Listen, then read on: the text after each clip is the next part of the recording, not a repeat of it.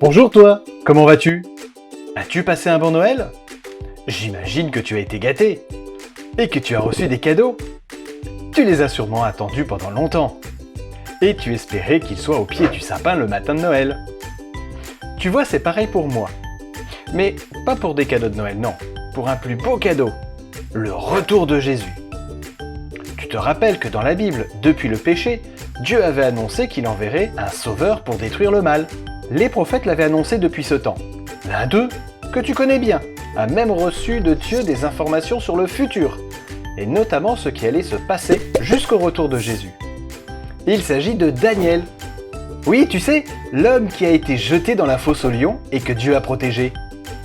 Un jour, alors qu'il travaillait pour le roi Nebuchadnezzar, il fut convoqué par celui-ci avec tous les autres scientifiques, les astrologues, les magiciens et autres sorciers. Le roi avait eu un rêve étrange, et il voulait que les scientifiques, les astrologues, les magiciens et autres sorciers lui expliquent son rêve.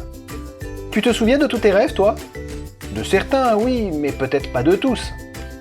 Tu te souviens peut-être d'avoir eu un rêve génial ou étrange, mais parfois tu ne sais plus trop ce que c'était lorsque tu te réveilles. Eh bien, c'était le cas du roi. Il ne se souvenait plus de son rêve. Il dit aux scientifiques, astrologues, magiciens et autres sorciers de lui dire son rêve et de lui donner l'explication. Sinon, il les ferait tous mourir. Les scientifiques, les astrologues, les magiciens et autres sorciers étaient effrayés car il leur semblait impossible de répondre au roi. Daniel a demandé au roi de lui donner quelques jours avant de mettre à mort tout le monde, lui y compris, afin de lui donner le rêve et son explication. Le roi accepta. Après avoir beaucoup prié avec ses amis pour que Dieu leur révèle ce mystère et pour que le roi ne fasse tuer personne, Dieu lui donna le rêve et son explication. Daniel revint voir le roi et lui expliqua que Dieu lui avait révélé son rêve et sa signification. Alors Daniel raconta le rêve du roi. Le roi avait rêvé d'une immense statue.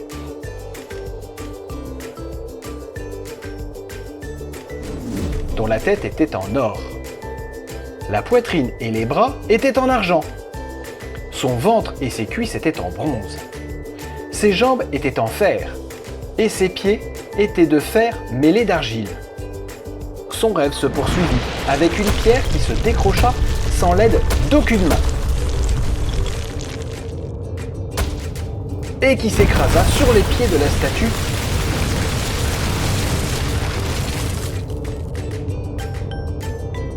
La pulvérisant.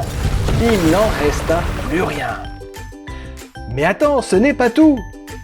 La pierre qui avait pulvérisé la statue devint une grande montagne et remplit toute la terre.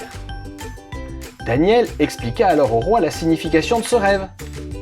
Il s'agit en fait de différents royaumes, de différentes nations qui vont se succéder avant de laisser la place à un royaume qui détruira tous les autres et qui remplira toute la terre. Et Daniel eut la vie sauve. Mais j'imagine que tu voudrais maintenant savoir de quel royaume il s'agit. Alors sois patient, car je te raconterai tout cela dans le prochain épisode. Tu trouveras l'histoire de Daniel et du roi Nebuchadnezzar dans la Bible, au chapitre 2 du livre de Daniel. Allez, je te souhaite une belle semaine. Que Dieu te bénisse et je te dis à bientôt pour la suite de cette histoire.